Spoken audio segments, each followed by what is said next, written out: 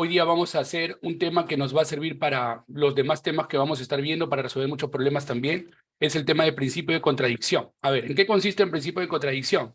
Consiste en probar que una proposición es verdadera, entonces debemos de suponer que la negación de P, denotada por NP, es falsa.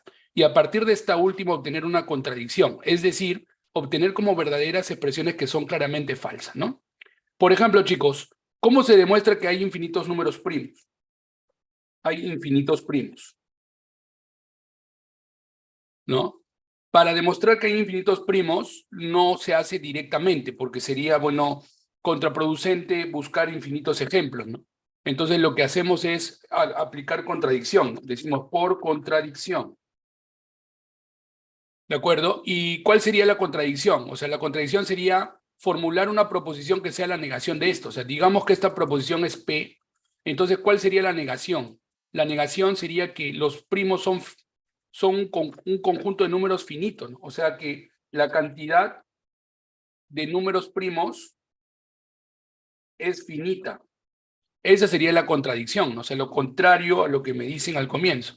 Entonces, ¿qué va a pasar, chicos? Que si yo demuestro que lo que estoy afirmando es falso, si yo demuestro que esto es falso, por lógica, como esto es la negación de P, entonces por lógica proposicional, si la negación de P es falsa, entonces quiere decir que esto sí sería verdadero, ¿entiendes? Entonces por ahí va la idea, ¿ya? Ahora, aquí viene lo tranca, ¿no? Cuando tú haces el argumento por contradicción, lo que tú tienes que hacer es buscar, pues, llegar a una contradicción, y a veces llegar a la contradicción no es tan fácil. Hay que tener bastante criterio, imaginación, creatividad y sobre todo experiencia. ¿Ya? Entonces la pregunta sería, ¿qué podemos aplicar en este problema para llegar a una contradicción? ¿Alguien tiene alguna idea? Pueden dar sus opiniones si desean.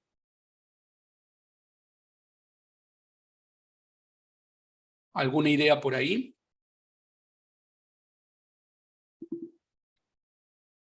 Ya, entonces mira, lo que podemos hacer es, como estamos suponiendo que la cantidad de primos es finito, entonces voy a suponer que los números primos. A ver, esta P la voy a quitar porque puede ser que te confunda con primo. Esta P significa proposición, ¿ya? En lugar de P le voy a poner otra letra, vamos a ponerle R, ¿ya? Y este es no R. Ya, ahora, vamos a suponer que los primos son finitos, o sea que la cantidad de primos es finita. Entonces, si la cantidad de primos es finita, ¿se podrán contar esos primos? ¿Sí o no? ¿Qué dicen ustedes? Sí se puede contar, ¿no? Se puede poner el primer primo, que sería el 2, luego ese primo tendría que ser menor que el siguiente, que es 3, ¿no? El primo sub 2. Luego seguiría el 5, pero como estamos suponiendo que es finita, entonces va a llegar un momento en que va a estar el último primo, ¿no? Algo que obviamente para ustedes deberá parecer algo absurdo, ¿no? Pero si estamos suponiendo que es finita, debería haber un último, ¿no? Que es el mayor de todos. Y también tener en cuenta que todos son distintos, por lo tanto tiene que haber uno que es mayor estrictamente, ¿no? A los demás. Ahora, si él es el último, la pregunta es, ¿qué pasa si yo hago esto? O sea, ¿qué pasa si una persona viene y dice, a ver, voy a crear un número, pero mi número va a ser la multiplicación de todos estos primos? Ahora, tú dirás, profesor, ¿pero se pueden multiplicar todos los primos? Bueno, como es un conjunto finito, estamos suponiendo que es finito, entonces sí se va a poder multiplicar, a pesar de que puede ser que salga un número muy grande, ¿no? Puede salir trillones, billones, no sé, pero la cosa es que sí se va a poder multiplicar, ¿no?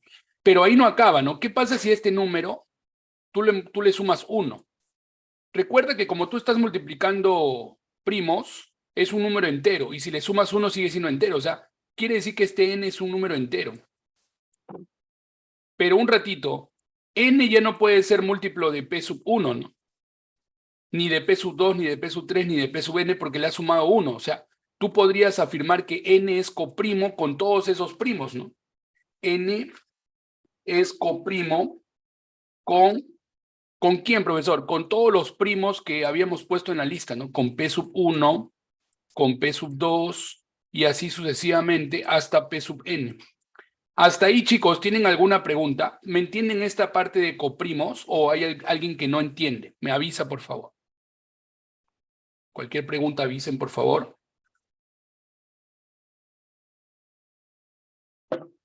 A ver, ¿qué me dicen en el chat? N es compuesto. A ver, no sabemos si N es compuesto. Lo único que sabemos que es un número entero, ¿no? Y que es coprimo con todos ellos, ¿no? Ahora, podría ser que N sea compuesto, pero podría ser que N también sea otro primo mayor que todo esto, ¿no? O sea, ahí se abren dos casos justamente, ¿no? Un caso es que N sea primo.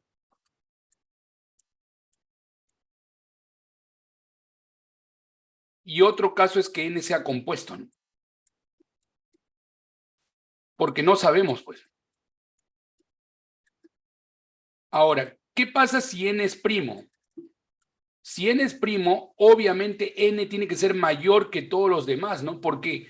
Porque has multiplicado varios primos y encima le has sumado uno. O sea que N sería mayor que todos los primos, ¿no? Mayor que P sub 1, mayor que P sub 2 y mayor inclusive que P sub N, ¿no? Pero acá viene el problema, ¿no? Que habíamos dicho que P sub N era el último primo que existía. ¿Y cómo va a haber otro primo aparte del mayor, ¿no? Entonces, esto ya sería una contradicción. ¿Hasta ahí hay alguna pregunta? ¿Hasta ahí hay alguna pregunta?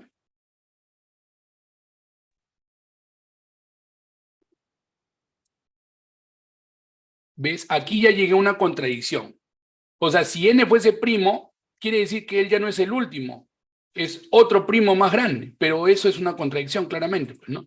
Porque, total, ¿es el último o no es el último, ¿no? ¿Cuál sería entonces la conclusión ahí, ¿no? No sabríamos. Ahora, ¿qué pasa si N es compuesto? A ver, chicos, ¿qué se puede hacer siempre con números compuestos? ¿Qué se puede hacer con todo número compuesto? Por ejemplo, con el 12, ¿qué se puede hacer? Según el teorema fundamental del álgebra, todo número compuesto se puede descomponer en factores primos, ¿no? Por ejemplo, 2 al cuadrado por 3, ¿no? Por ejemplo, el 30 es 2 por 3 por 5, y así, ¿no? Entonces, se supone que si N es compuesto, la pregunta es, ¿cómo descompondríamos a N? ¿Cómo descompondríamos a N? Recuerda que N ya no puede tener a P sub 1, ni P sub 2, ni P sub N, porque habíamos dicho que era coprimo, ¿no? ¿Se acuerdan de acá? Porque le hemos sumado 1, ¿no? Y ya no puede dividir a ninguno de ellos. No puede ser múltiplo de ninguno de ellos, perdón.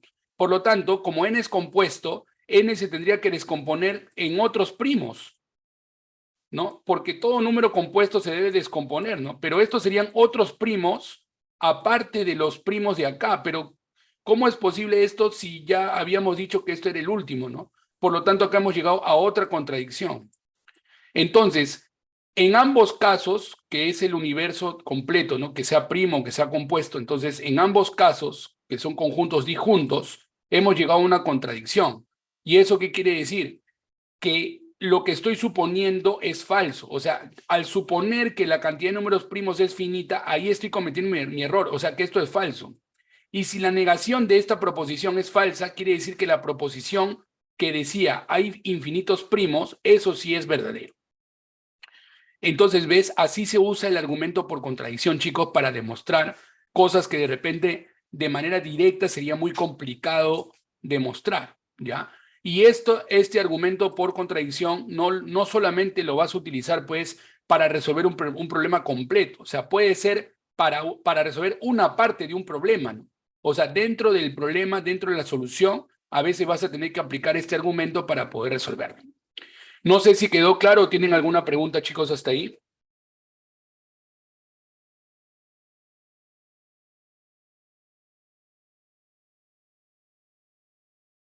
¿Ninguna pregunta?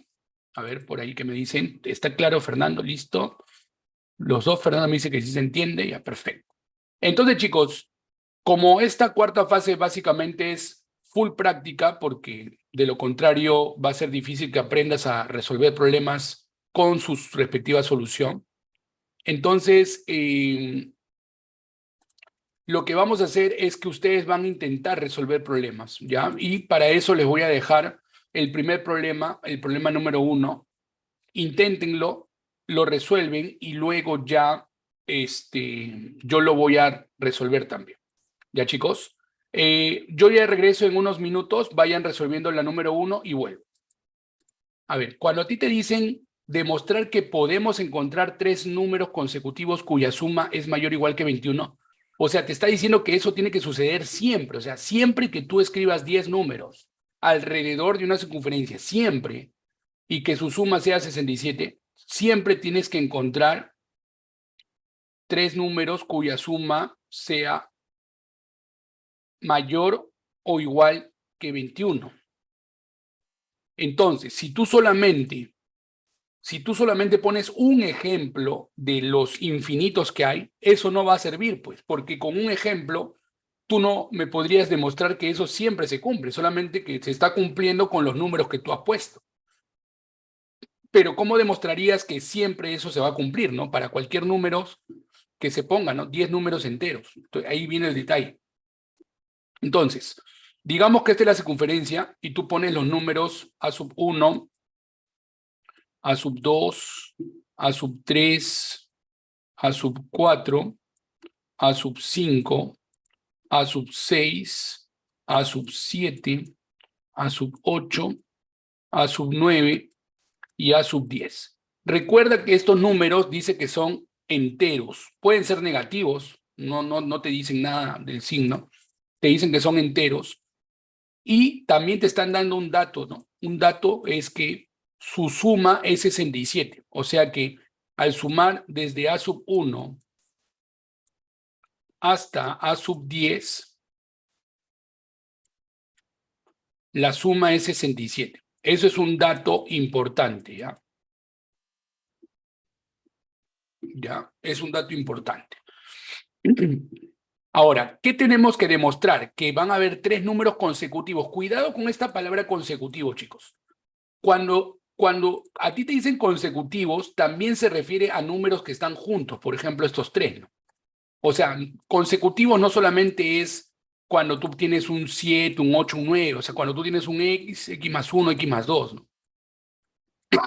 O sea, yo sé que eso también significa consecutivos, pero en este caso, eso no te están diciendo, pues, ¿no? A ti te están diciendo números consecutivos que están en el círculo, o sea, significa que son 3 juntos, ¿no? Por ejemplo, puede ser el 6 con el 7 con el 5, puede ser el 10 con el 8 con el 9. Entonces, en otras palabras, esto que dice consecutivo se refieren a las posiciones consecutivas. ¿De acuerdo, chicos? A eso se refiere. Entonces,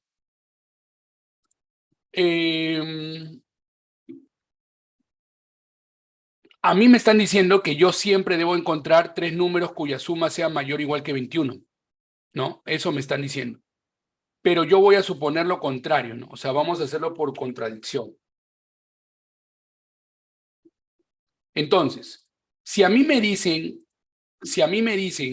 que siempre van a existir 3 números, digamos A sub I más A sub J más A sub K, ¿no? Consecutivos, ¿no? Que estén juntitos, ¿no? Y que su suma es mayor o igual que 21, pero yo lo voy a hacer por contradicción. ¿Cuál sería la negación de esta proposición? O sea, ¿qué sería lo contrario a esa proposición? Si a mí me dicen que la suma de 3 números consecutivos, 3 números juntitos, 3 números pegaditos, es mayor o igual que 21, lo contrario sería decir que la suma de esos números, de cualquier grupo de números consecutivos, 3 números consecutivos, es menor o igual que 20. Eso sería la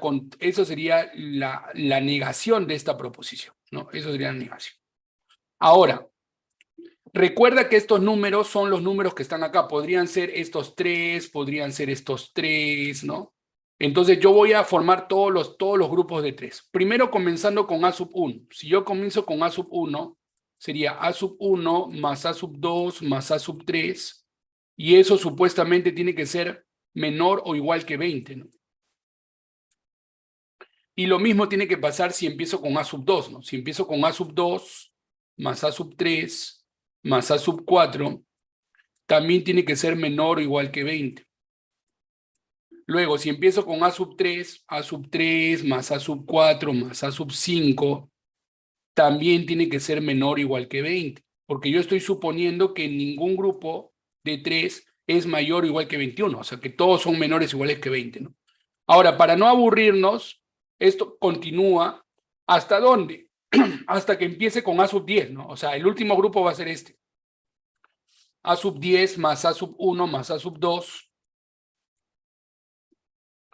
es menor o igual que 20. Pregunta, chicos. ¿Qué me convendría hacer con estas desigualdades? ¿Alguien tiene alguna idea?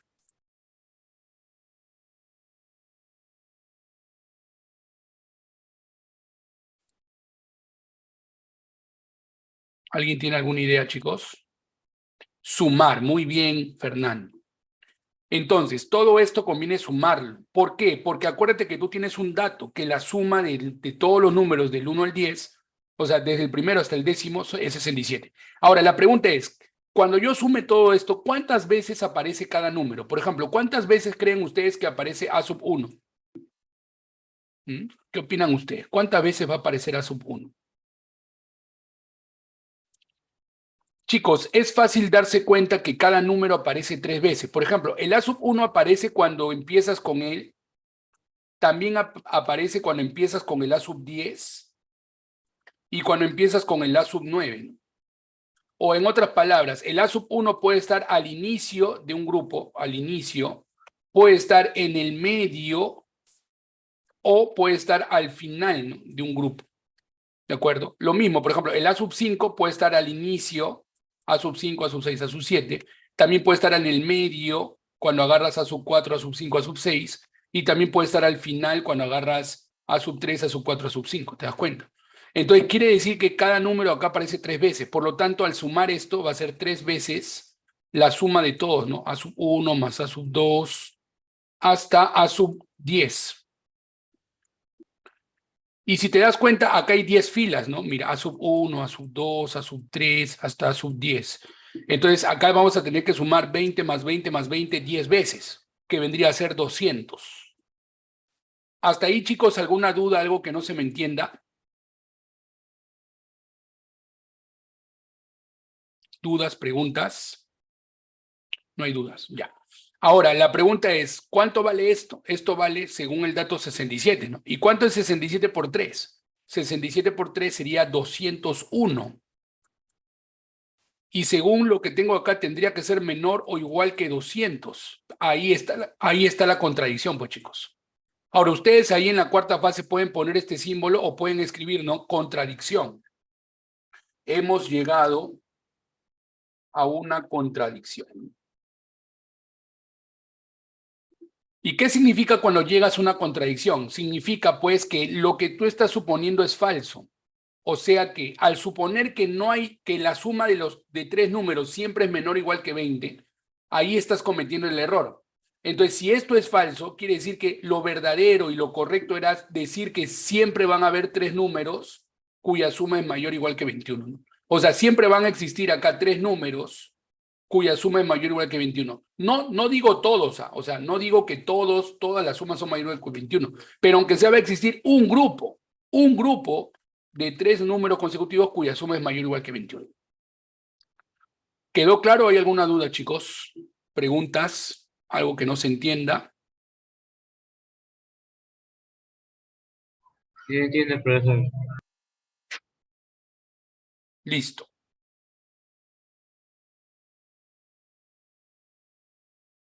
Vamos entonces a continuar con el problema número 2. Intenten, por favor, el problema número 2. Pueden escribir sus respuestas, cualquier cosa, no hay problema. El problema te dice, sí, te escucho. ¿Te escucho? ¿Alguna idea?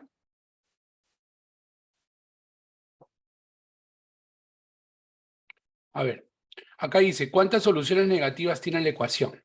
Entonces, ¿qué significa esto? Que yo puedo suponer, vamos a suponer que hay soluciones negativas, ¿no? O sea, digamos, supongamos que tiene soluciones negativas. Ojo, si yo llego a demostrar que esto es falso, entonces, ¿qué sería lo correcto?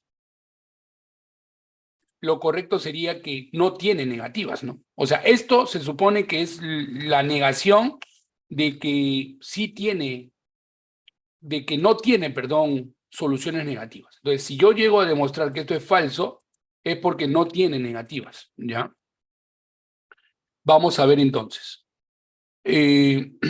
Supongamos que tiene soluciones negativas. Entonces, al tener soluciones negativas, tú lo que puedes hacer es esto, mira. Nunca pongas negativas, nunca pongas menos A. Eso no significa algo negativo, chicos. Por ejemplo, si yo pongo menos A y A vale menos 8, entonces acá estamos hablando de menos 8 y te daría más 8, ¿ves? Hay muchas personas que piensan que poniendo un menos acá ya es negativo. No, eso no, el signo no te indica nada porque también depende del número, ¿no? Entonces, un signo menos no ayuda a definir algo negativo. Lo que tú tendrías que poner es que X es un A donde A es menor que 0, ¿no?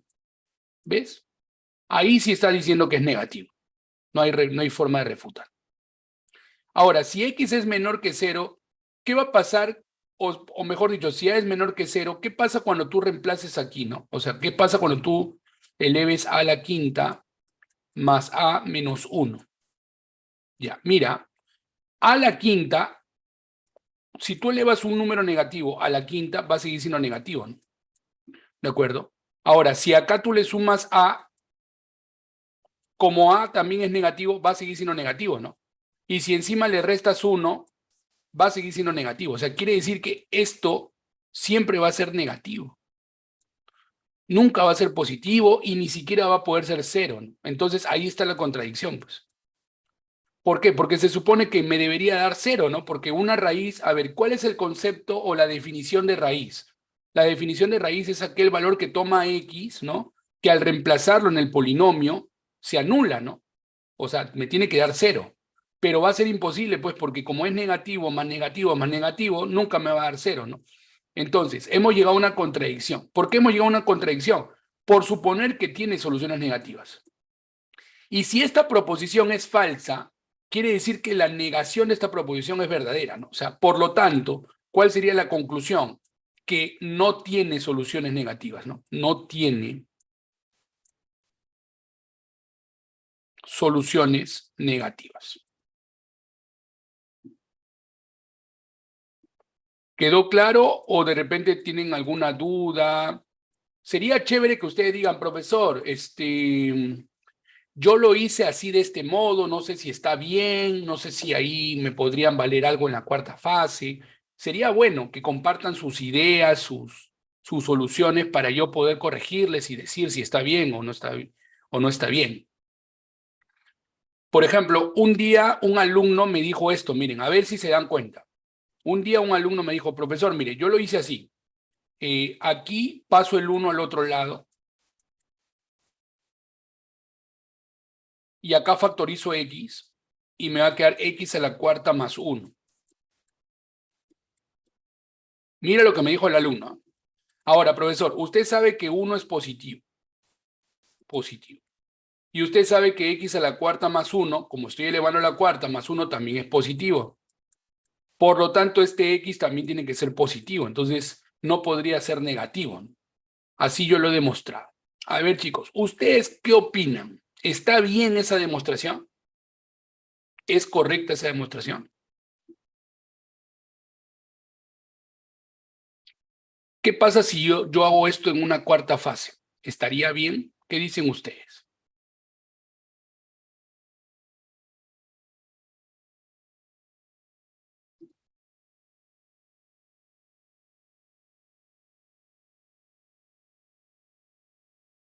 Ya. ¿Ven? No es fácil darse cuenta, pero yo le dije al alumno, ¿sabes qué? Ahí estás cometiendo un error. O sea, esto es incorrecto. ¿Saben cuál es la parte incorrecta en sí? Cualquiera no se da cuenta. ¿Saben cuál es la parte incorrecta? Esta. O sea, decir que X a la cuarta más 1 es positivo solamente es sabiendo que X es real. Y la pregunta es, ¿en qué momento en el problema te han dicho que X es real o en qué momento tú estás demostrando que X es real?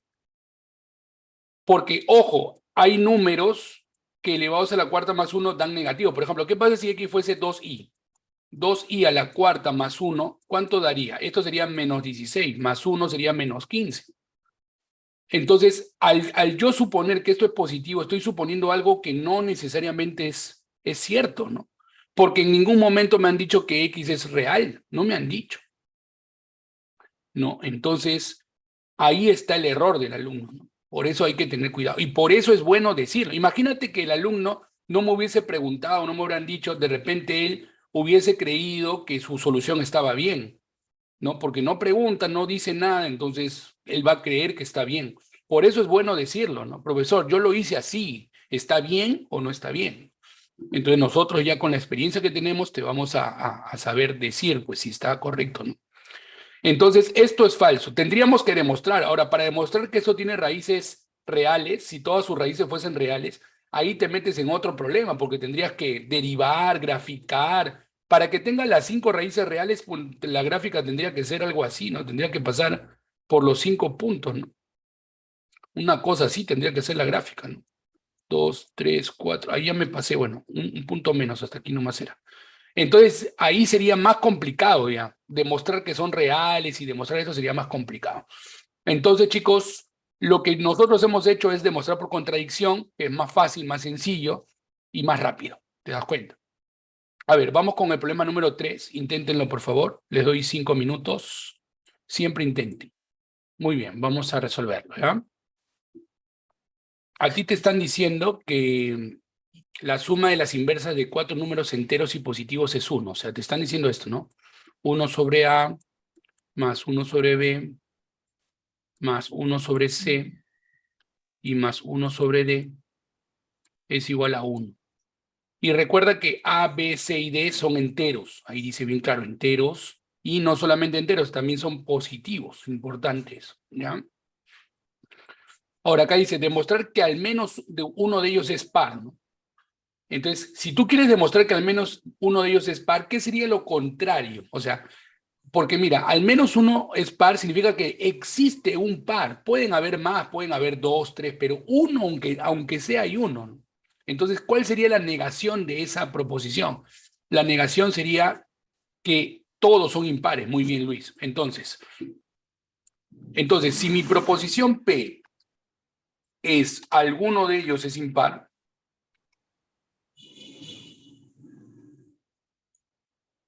entonces la negación de esa proposición, que lo voy a llamar no P, la negación de esa proposición es todos son impares, ¿no? No, alguno de ellos es par era acá, ¿no? Alguno de ellos es par. Ya, ahorita lo corrijo. Todos son impares. A ver, aquí debí poner par, no impar. Ya, ahí lo estoy corrigiendo. Listo. Entonces, en el problema me dicen que alguno de ellos es par, ¿no? Alguno de ellos es par. Pero yo voy a hacer lo contrario. Al menos o sea, voy a suponer que todos son impares.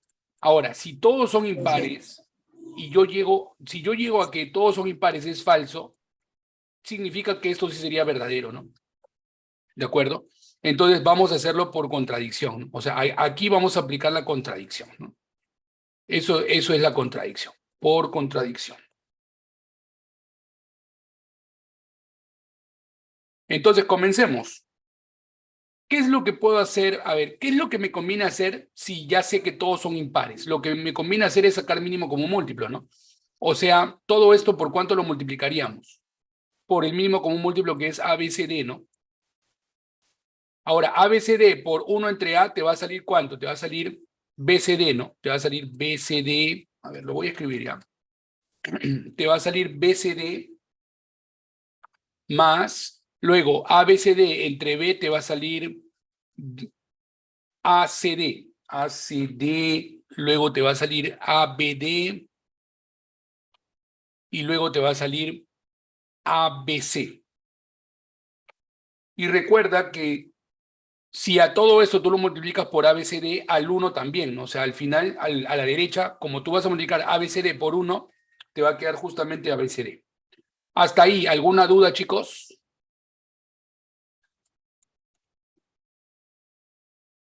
No hay dudas. Ya, ahora, ¿por qué? Tú dirás, ¿por qué lo he multiplicado, no? Ah, ya, porque como yo sé, yo estoy suponiendo que todos son impares, entonces yo puedo decir que, por ejemplo, al multiplicar 3 números impares, me va a dar impar, ¿no? Impar. Y así, ¿no? Todos estos siempre van a ser impares porque son puros números impares. No hay ninguno que es par, supuestamente, ¿no? Supuestamente no hay ninguno par, entonces todo debería dar impar, ¿no? Impar, impar. Esto también debería ser impar, ¿no? Pero acá viene la contradicción, pues, chicos. ¿Qué pasa cuando tú sumas 4 impares? ¿Mm? ¿Qué pasa cuando tú sumas 4 impares? Que al sumar 4 impares, ahí te va a dar par. Pero según esto, supuestamente esto es impar. Y eso es algo ilógico, pues, ¿no? Que algo par sea igual a algo impar, eso no existe. Entonces, aquí está la contradicción. ¿Y por qué llega una contradicción? Por suponer algo que no debí suponer, o sea que yo supuse que todos eran impares, o sea que esto es falso. Y si esto es falso, quiere decir que lo correcto era que alguno de ellos es par, ¿no? O sea, esto sí era verdadero. Entonces tú ahí puedes decir, ¿no? Hemos llegado a una contradicción, por lo tanto, la proposición, o sea, por lo tanto se demuestra que al menos uno de ellos es par, ¿no? Sería bueno que lo escriban, ¿no? Tú dices, hemos llegado a una contradicción. Contradicción. Por lo tanto, al menos uno de los números debe ser par. ¿Ves?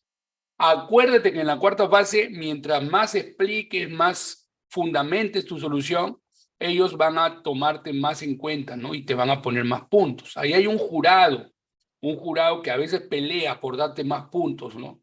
Entonces ustedes tienen que escribirlo, ya es importante.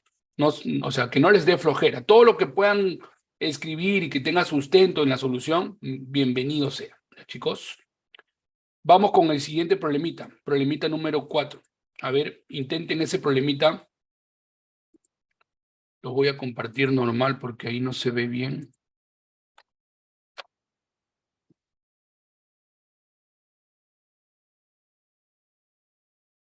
Listo.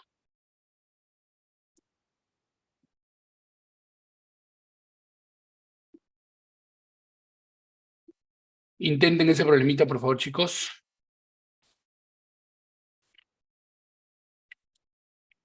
A ti te están diciendo que todos los números que están acá viendo, de la A hasta la F, son números enteros, ¿ya? Enteros.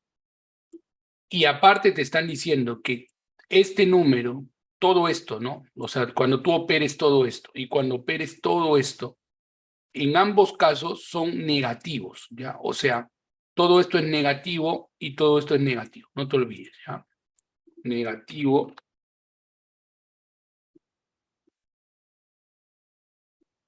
Y por acá también negativo. Toda la operación, ¿no? O sea, tienes que hacer, es como una operación combinada, ¿no? Restas, sumas, multiplicas y eso es negativo.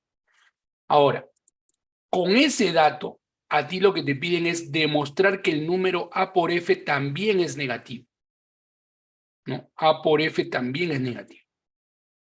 Entonces, esta va a ser mi proposición P, ¿no? Esa va a ser mi proposición P.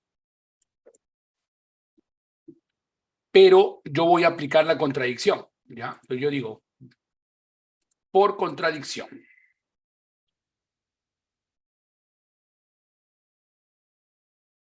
Entonces, si el problema me pide demostrar que A por F también es negativo, ¿yo qué tengo que hacer? Tengo que suponer lo contrario, o sea, la negación de esto, ¿no? La negación sería que A multiplicado por F, A multiplicado por F es positivo, ¿no?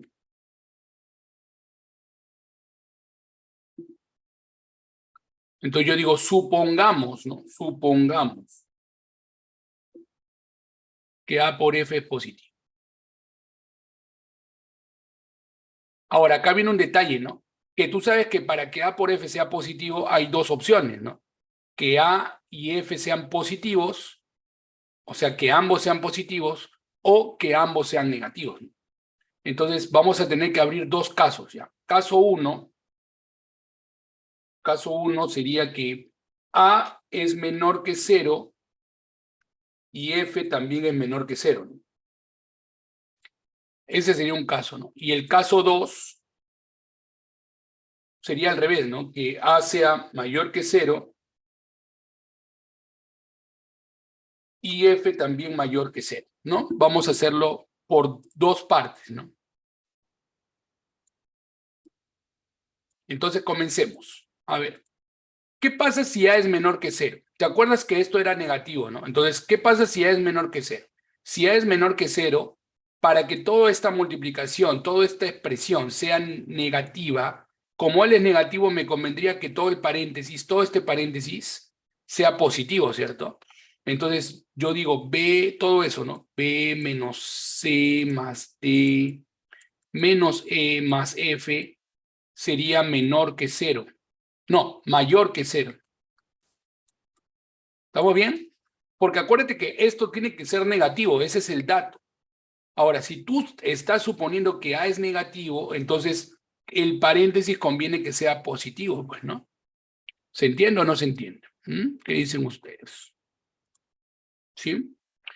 Ahora, lo mismo con F, ¿no? Si F es negativo, yo estoy suponiendo que es negativo, entonces todo este paréntesis tendría que ser positivo, ¿no? Entonces pongo A menos B más C menos D más E también tiene que ser positivo. Ahora, ¿qué me conviene hacer con esto? Sumar, ¿no? ¿Qué va a pasar al sumar estas ecuaciones? O estas desigualdades, perdón.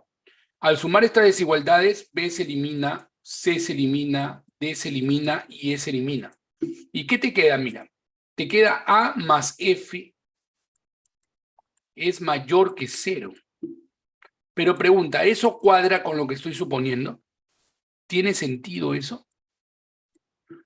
¿De dónde partimos? ¿Cuál era mi hipótesis? ¿Cuál era mi supuesto caso? Que A era menor que 0 y que F era menor que 0. ¿Y cómo es posible que si los dos son negativos, su suma sea positiva? ¿Ves? O sea, claramente esto es una contradicción, ¿no? Contradicción. Entonces, en el primer caso hemos llegado a una contradicción. Y solamente nos faltaría el segundo caso. Vamos a ver qué pasa. Es parecido, ¿no? Solo que ahora es al revés. Acá yo estoy suponiendo que A es positivo, A mayor que 0. Entonces, si él es positivo, para que todo sea negativo, ahora me conviene que el paréntesis sea menor que 0, ¿no? O sea, ya casi es lo mismo, ¿no? Solo que todo va a estar al revés, nada más. En este caso va a ser menor que 0. Lo mismo, ¿no? Como F ahora es positivo, entonces todo este paréntesis va a ser menor que 0.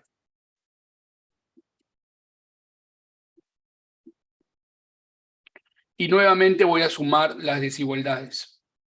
¿Qué va a pasar si sumo estas desigualdades? Se va a ver lo mismo, ¿no? Como le digo, ya prácticamente lo que hiciste acá es casi lo mismo acá. Te va a quedar que A más F es menor que 0. Pero stop. Se supone que hemos partido de la hipótesis de que ambos son positivos. Por lo tanto, esto es una contradicción también. Entonces, ¿por qué he llegado a una contradicción? ¿Por qué me salen puras contradicciones?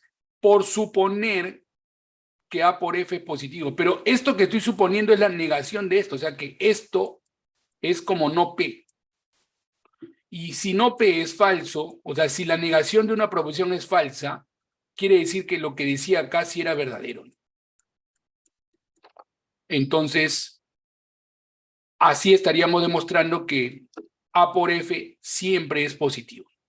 Entonces tú puedes escribir ahí, ¿no? Por lo tanto, tú dices, ¿no? Hemos llegado a una contradicción. Contradicción. Por lo tanto, A por F siempre, es negativo. Es negativo. Claro, porque yo estoy llegando a una condición por suponer que es positivo. O sea, yo tengo la culpa por suponer que es positivo. No debí suponer que es positivo. Entonces, lo correcto es que sea negativo, pues, ¿no? Lo contrario. ¿Qué tal, chicos? ¿Se está entendiendo mejor? ¿O hay alguna duda? Esta pregunta es de una olimpiada, no sé de qué país, pero así ha venido exactamente la misma pregunta en una olimpiada. Y como te puedes dar cuenta, solamente se resuelve por contradicción. No se aplica ninguna fórmula ni nada desconocido, ¿no? Y hay problemas así que te pueden venir, pues, ¿no? De pronto, ¿ya? A ver, vamos con el problema número 5. A ver, les doy tiempo ahí para que lo intenten. Este problema se resuelve más o menos con la misma idea del primer problema que resolvimos hoy día, de demostrar que los primos son infinitos. ¿Se acuerdan que les demostré hace un rato que los primos son infinitos? Aquí se aplica una idea parecida, pero ahora tú tienes que demostrar que son infinitos primos de la forma 4K más 3. ¿Ya? Infinitos primos de la forma 4K más 3. A ver, primero, ustedes deben de saber algo, ¿no? Cuando ustedes tienen un primo mayor que 2, solamente hay dos posibilidades, ¿no? Que sea múltiplo de 4 más 1 o que sea múltiplo de 4 más 3, ¿cierto? ¿Por qué? Porque, o sea, múltiplo de 4 no puede ser, ¿no? Porque si no, no sería primo. Y múltiplo de 4 más 2 sería par. Entonces no puede ser ni él ni él, solamente hay dos opciones, ¿no? Por ejemplo, el 17 está aquí, ¿no? Múltiplo de 4 más 1. Y múltiplo de 4 más 3, por ejemplo, el mismo 7, ¿no? 7 o 43, ¿no? Que también es múltiplo de 4 más 3. ¿Ya? Eso es para todos los primos mayores que 2. ¿Ya? Eso tenemos que saber, ¿ya? Voy a escribirlo de todas maneras. Sabemos que todo primo mayor que 2 es de la forma 4K más 1 o 4K más 3. K entero, no negativo. Aquí es más 1.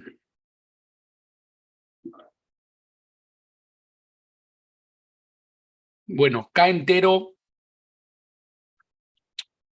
claro, no negativo. Por ejemplo, con 0, acá sería 4 por 0 más 3 te da 3, ¿no? Con 1, 4 por 1 más 1 te da 5, ¿no? Aquí te da 5. Entonces, todos los primos siempre van a tener esta forma, ¿no? Por ejemplo, el 7 está aquí, ¿no? El 11 también está aquí. El 13 está aquí. 17 también está aquí.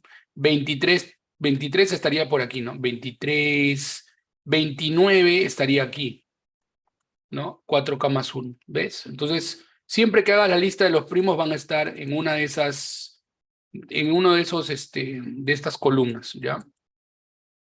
Solamente tienen dos posibilidades. Ahora, el 2 ya no, pues, porque el 2 es el único que es par, ¿no? O sea, acá estamos excluyendo al 2 momentáneamente nomás. Ahora, acá que te dicen, demuestre que hay infinitos números primos de la forma 4K más 3. O sea, esta va a ser mi proposición P. Pero yo lo voy a hacer por contradicción, ¿no? Por contradicción, ¿qué voy a suponer? Supongamos que la cantidad de primos de la forma 4K más 3 es finita, ¿no? Eso voy a suponer yo. Entonces, ¿qué podemos hacer con un conjunto finito? Hace un rato en la primera parte les decía, ¿no? Que si tú tienes un conjunto finito con elementos distintos, ¿no? Tú los puedes ordenar de menor a mayor. Entonces tú puedes decir que acá va a haber un primer número primo, que ojo, sería el 3, ¿no? Porque estamos hablando de la forma 4K más 3. Y ese primo va a ser menor que otro primo, menor que otro, y así sucesivamente, hasta que va a haber un último primo, ¿no? Él supuestamente tiene que ser el último. ¿Por qué, profesor? Porque estamos suponiendo que es finita la cantidad. Entonces, recuerda que cuando un conjunto es finito, tiene pues un máximo, ¿no? El máximo elemento, el máximo valor de los elementos. Ahora, recuerda que estos números primos no son cualquier primo, son los primos de la forma 4K más 3. Por ejemplo, acá está el 3, él no puede ser 5, él sería el 7, él sería el 11, o sea, todos los que son múltiplos de 4 más 3 nada más. Aquí no estamos considerando ni al 5, ni al 13, eso no están aquí, ¿ya? Aquí solamente están los múltiplos de 4 más 3, ten cuidado con eso, ¿ya? Entonces, ¿qué pasa si yo multiplico todos estos números? O sea, digamos que yo creo un nuevo número que tiene que existir, ¿no? Que es la multiplicación de todos ellos. O sea, tiene que existir un número que es la multiplicación de todos ellos. Y a este número, a propósito, lo voy a multiplicar por 4 y le voy a quitar 1. También puede ser por 4 más 3, ¿no? Por 4 más 3 o por 4 menos 1, es lo mismo, ¿no? Ahora, esto es algo genial, ¿no? O sea, algo muy importante. ¿Por qué? Porque de acá, ¿qué se deduce? Primero se deduce que n es impar, ¿no? Porque está multiplicado por 4. O sea, hasta aquí era par, ¿no? Por 4, pero menos 1 ya es impar, ¿no? O sea, n es impar. Impar. Pero aparte, el n no puede ser múltiplo de P1, ni de P2, ni de P3, ni de ningún primo de acá, ¿no? Porque se supone que todo, por ejemplo, todo esto es múltiplo de P5, pero como le estás quitando menos 1, entonces ya no es múltiplo de P5, ¿no? O sea, no puede ser múltiplo de ninguno, ¿no? Entonces, quiere decir que n, ojo, n no es múltiplo,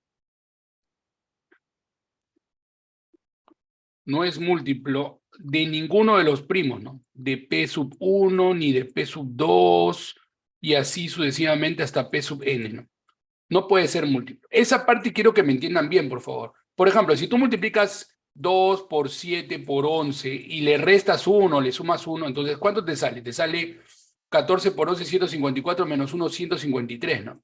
Y date cuenta que esto no es múltiplo de 2, ni de 7, ni de 11. Pues claro, porque tú has multiplicado todo esto y le has restado 1.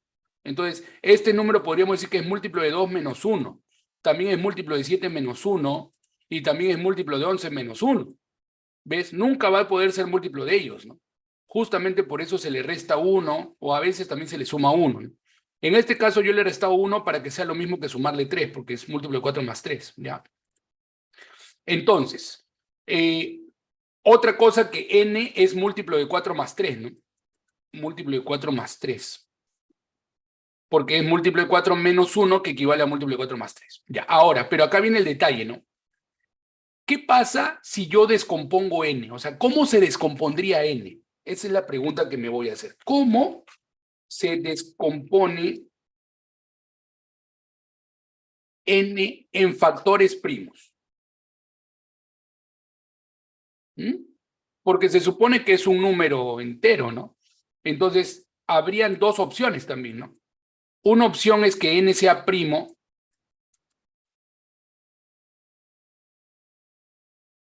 y otra opción es que n sea compuesto, ¿no?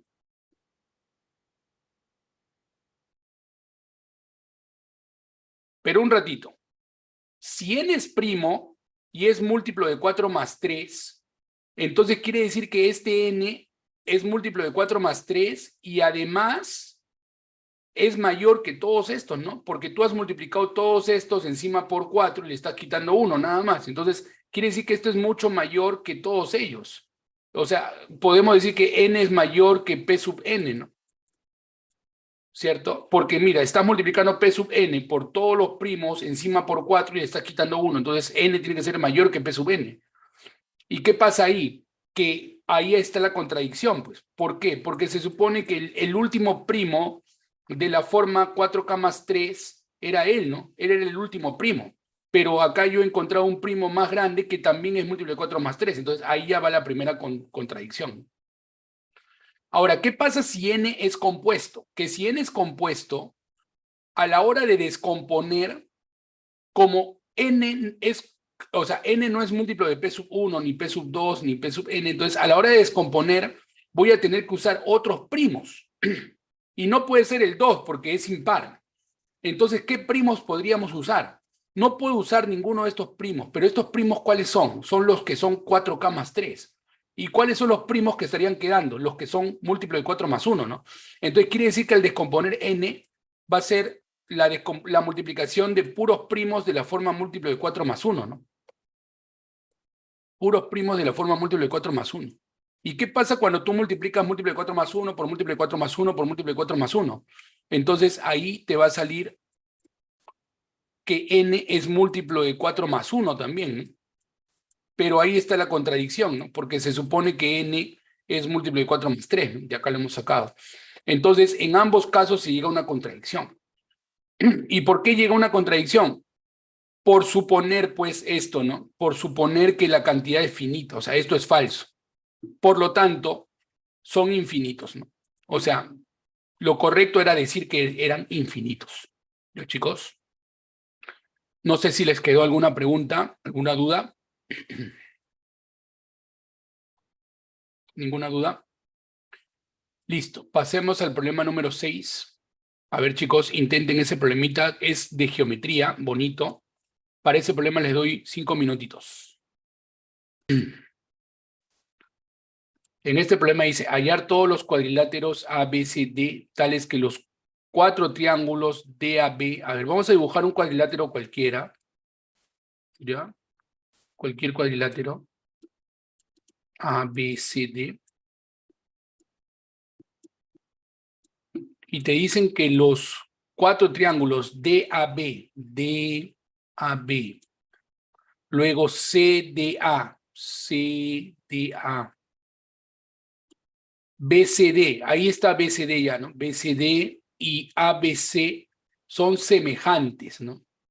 Son semejantes. Entonces, a ver, recuerda que los triángulos semejantes, aquí les pongo, ¿no? Recordar que los triángulos semejantes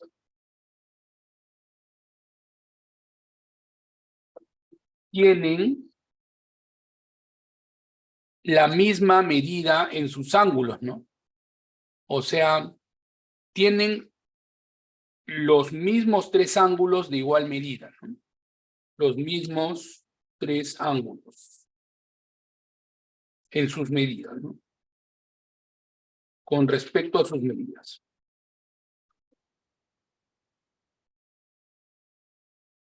¿Sí? ¿Se acuerdan eso, no, chicos?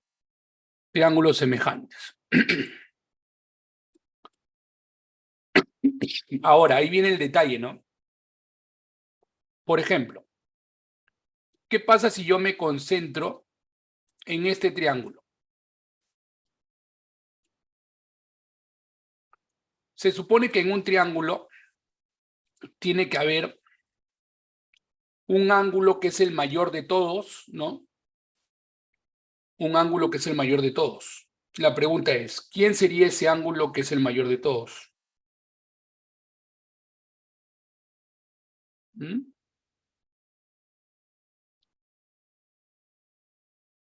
Aquí obviamente parece que es B, ¿no? El mayor, se nota.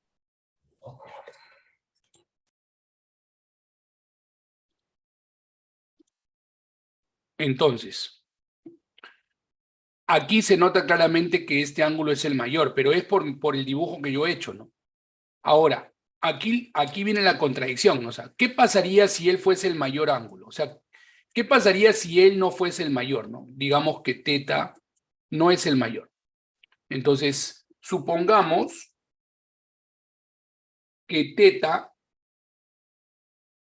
voy a poner una O, después ya le pongo la rayita, ¿ya?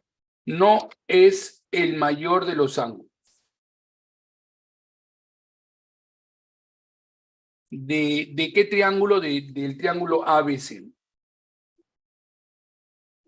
Ojo, esta O en realidad es teta, ¿no? Teta.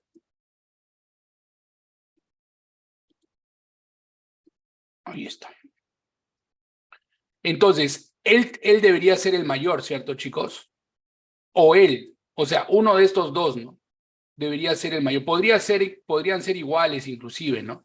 Pero, o sea, digamos que sean iguales, igual yo puedo decir que uno de ellos es el mayor, no puede ser él. Y si no son iguales, entonces voy a suponer que es él. También puedo suponer el otro, o sea, es sin pérdida de generalidad, ¿no? Sin pérdida de generalidad, vamos a suponer que alfa es el mayor. Alfa es el mayor. Después les voy a enseñar, chicos, en qué caso se utiliza sin pérdida de generalidad. Sin pérdida de generalidad se utiliza cuando ustedes van a suponer algo que no afecte en nada al problema. ¿Ya? Suponiendo acá que alfa es el mayor. Profesor, ¿y por qué acá no afecta en nada suponer eso? Porque si tú supones que es él en lugar de él, igual es como girar la figura nomás, ¿no? Es como que la pantalla la he volteado nada más. Entonces, sin pérdida de generalidad, vamos a suponer que alfa es el mayor. ¿Qué pasa si alfa fuese el mayor, chicos? Entonces, la pregunta es, se supone que este triángulo, el triángulo ABD, a ver, concéntrate en el triángulo ABD. Se supone que ese triángulo tiene que tener un alfa también, ¿no? Tendría que tener un alfa, ¿no? Que también es el mayor, ¿no?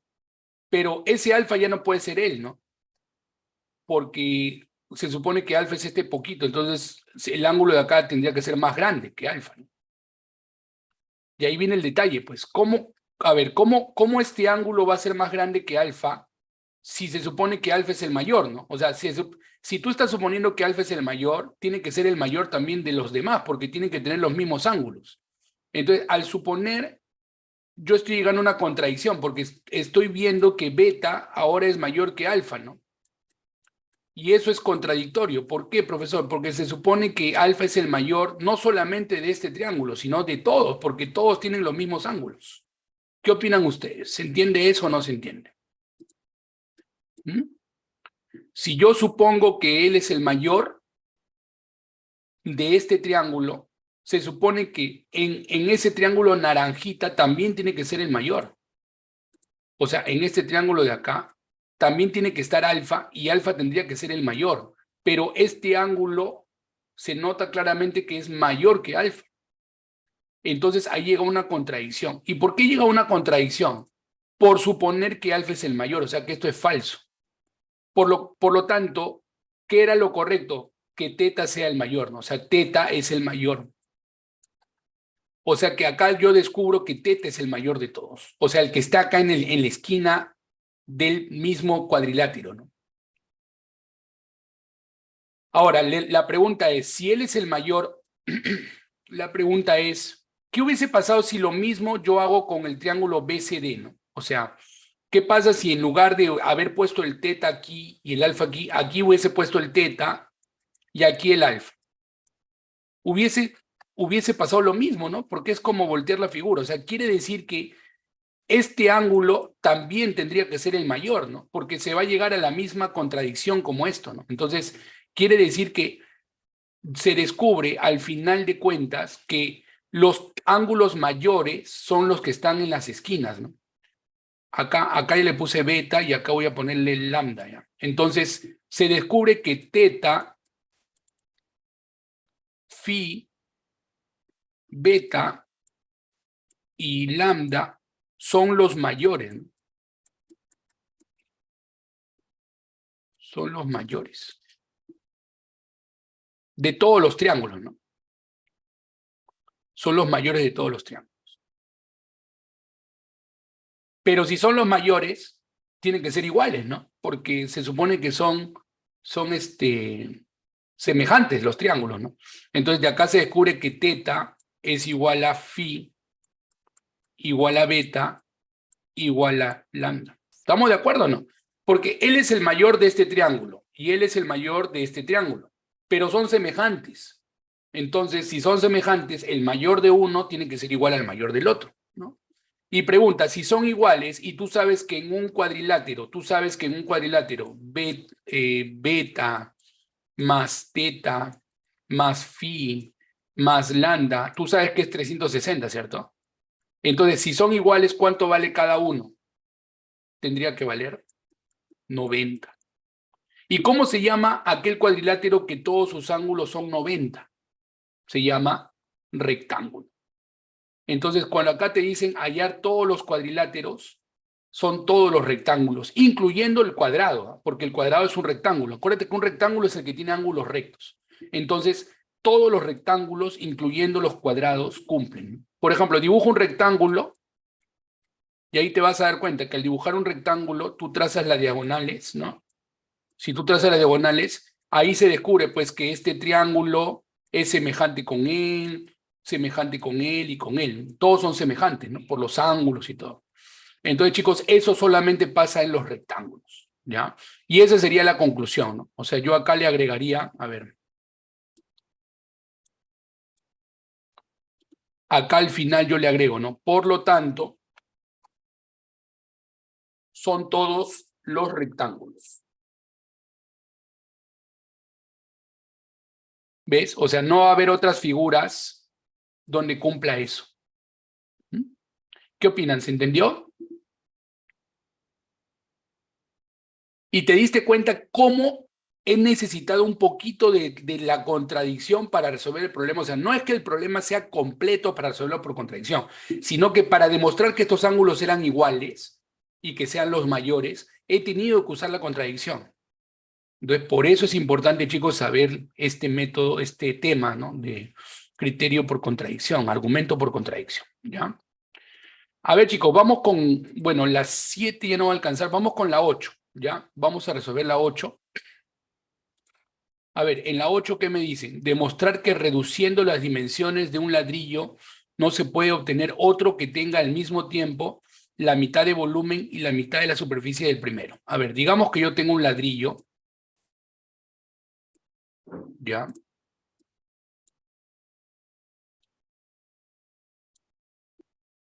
Tú sabes que para hallar el área y el volumen necesitas las 3 dimensiones, ¿no? El largo, el ancho y el alto, ¿no? Y se supone que ese ladrillo lo vas a reducir, ¿no? Vas a reducir sus dimensiones, o sea, va a ser un poquito más chiquito el ladrillo. Ahora, ¿qué tiene que pasar para que un ladrillo reduzca sus dimensiones? ¿Mm? Primero, aclarar algo, ¿no, chicos? Cuando tú pones acá X, Y, Z, se supone que estamos hablando de números positivos, ¿no? Que no necesariamente son enteros, ¿ah? Podría ser el 10,5, él podría ser pi, ¿no? Pero la cosa es que son positivos. Ahora, sí o no que para que este lado se reduzca, tú lo tienes que dividir, ¿no? Entre algo, ¿no? Entre un número mayor que uno, ¿no? Pero también tú puedes decir que lo has multiplicado, pero por un número menor que uno, ¿no? Un número positivo menor que uno. Por ejemplo, digamos que él es 10 y tú lo multiplicas por un medio, entonces lo estás reduciendo a la mitad, ¿no? Es lo mismo, o sea, es como decir que lo has dividido entre dos, ¿no? Entonces, en lugar de poner división, yo lo voy a poner como multiplicación, ¿ya? Pero ahorita voy a aclarar algo. Lo mismo voy a hacer con X, ¿no? Acá voy a poner X por B, o acá voy a poner X por A, y acá Y por B, ¿ya? Para hacerlo en orden. Y por B y Z por C.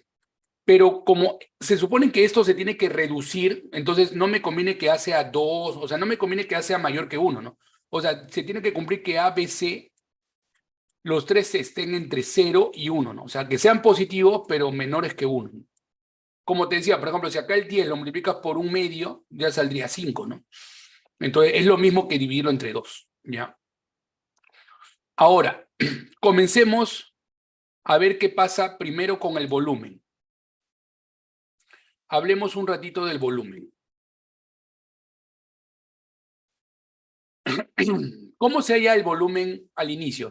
Multiplicando nomás, ¿no? X por Y por Z. Voy a quitar este 10. Entonces, ¿a ti qué te están diciendo? Que tú vas a tener, que él va a ser la mitad del volumen del primero, ¿no? O sea, te están diciendo que al... ¿Cómo se calcula el volumen de él? Se calcula multiplicando, ¿no? X por A, por YB y por ZC. Y se supone que ese volumen tiene que ser la mitad del primero, que es X por Y por Z, ¿no? Bueno, como X y Y, Z son positivos, se elimina y te queda que A por B por C es un medio. ¿Estamos de acuerdo? Me ha quedado que A por B por C es un medio. Ahora, hablemos de la superficie o área, ¿no? Superficie o área. ¿Se acuerdan cómo se halla el área de esta figura? La figura que tiene forma de paralelepípedo. Sí se acuerdan, ¿no? El área, por ejemplo, de él sería 2 veces los productos de 2 en 2, ¿no? O sea, por ejemplo, X por A y Y por B, ¿no? O sea, AX, BY más, luego multiplicas X por A más ZC, AX, ZC, más, luego YB por ZC, ¿no? Eso es fácil, ¿no? Porque se supone que es como hallar el área de un rectángulo y del frente, ¿no? Cada rectángulo es base por altura, ¿no? Por eso que por 2 al final, ¿no? Son 3 rectángulos. Ya, pero ¿qué tiene que pasar con esta superficie? A ver, me falta espacio por acá. Esto lo voy a poner más acá, ¿ya?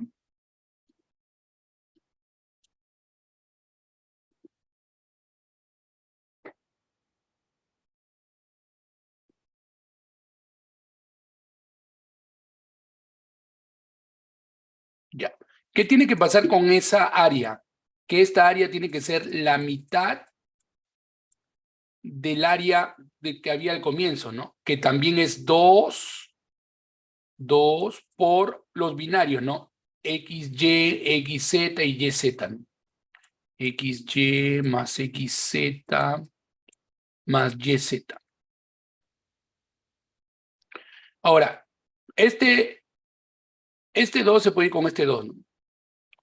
Y acá, mira, acá viene algo bien chévere. Como acá tú tienes A por B, ¿sí o no que de acá tú puedes despejar A por B? ¿A qué es igual A por B? A 1 sobre 2C, ¿no? Entonces tú puedes acá poner, mira, en lugar de poner A por B, tú puedes poner XY sobre 2C.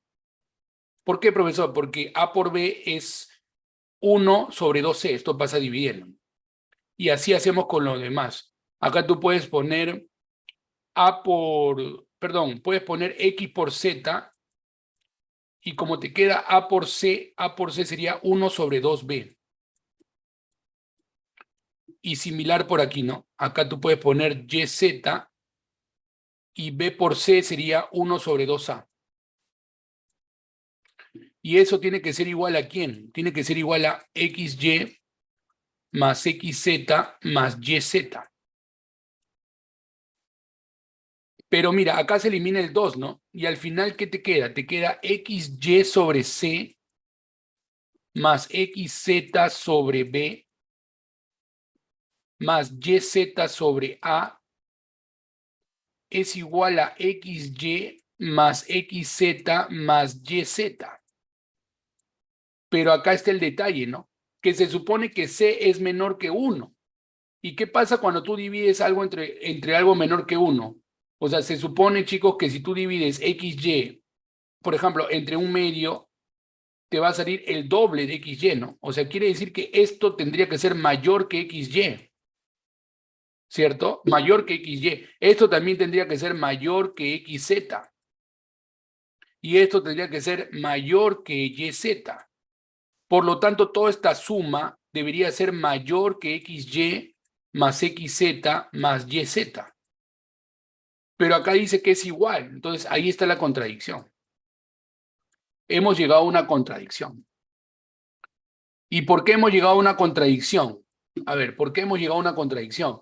Por suponer que al disminuir las dimensiones, se puede obtener un volumen que es la mitad y una superficie que también es la mitad, ¿no? Entonces, ¿qué quiere decir? Que eso no era posible, ¿no? Por lo tanto, ahí dice, ¿no? Demostrar que reduciendo las dimensiones de un ladrillo no se puede, claro, no se puede, porque si se podría, no se llegaría a una contradicción, ¿no? Entonces, de esa manera tú estarías demostrando lo que te pide el problema, ¿ya? No sé si les quedó alguna duda, algo por aquí que no entiendan. Disculpe, ¿por qué ABC debe ser menor que 1? Ah, ya. Me refiero por separado, o sea, A es menor que 1, B es menor que 1 y C es menor que 1, separadamente. No es que el producto sea menor que 1, sino que cada uno por separado. Aunque al final se demuestra que el producto es menor que 1 porque es un medio. Pero ¿por qué tiene que ser menor que 1? Porque si tú multiplicas un número por algo que sea mayor que 1 o igual que 1, no va a disminuir, ¿no? Por ejemplo, si 10 lo multiplicas por 1 va a dar lo mismo. Y si lo multiplicas por 2 va a dar 20. Entonces se supone que tú quieres que disminuya. Entonces para que disminuya, tienes que multiplicarlo por un número menor que 1. Por ejemplo, si 10 lo multiplicas por 0,8, te va a dar 8. Y ahí sí disminuyen. Por eso tiene que ser menor que 1. Porque el problema dice que estás reduciendo. Ahí dice reduciendo. ¿Qué significa reduciendo? Que lo que estaba acá ha disminuido. Por eso es importante que sea menor que 1. ¿Alguna otra pregunta por ahí? No hay preguntas. No, profesor. Listo, muchas gracias. Chicos, una noticia importante. Mañana va a haber el primer simulacro. Ya los sábados vamos a estar tomando simulacro. Entonces, mañana a las 6 p.m. simulacro. Solamente entran a la plataforma igual por Zoom. Yo les voy a explicar todo, ¿ya? Se les explica mañana. Mañana se les dará las indicaciones. Profe, ¿de qué va a venir el simulacro? A ver, te voy a tomar 4 preguntas tipo NEN, pero de contradicción, para que demuestres por contradicción, ¿ya? Y ya sabes que en contradicción puede venir de geometría, triángulos, te puede venir tableros, te puede venir de todo, pues, ¿no? Así que solamente es cuestión de que tengas creatividad y sobre todo experiencia. ¿Ya, chicos? Vayan practicando. Nos vemos mañana. Cuídense mucho. Chau, chau.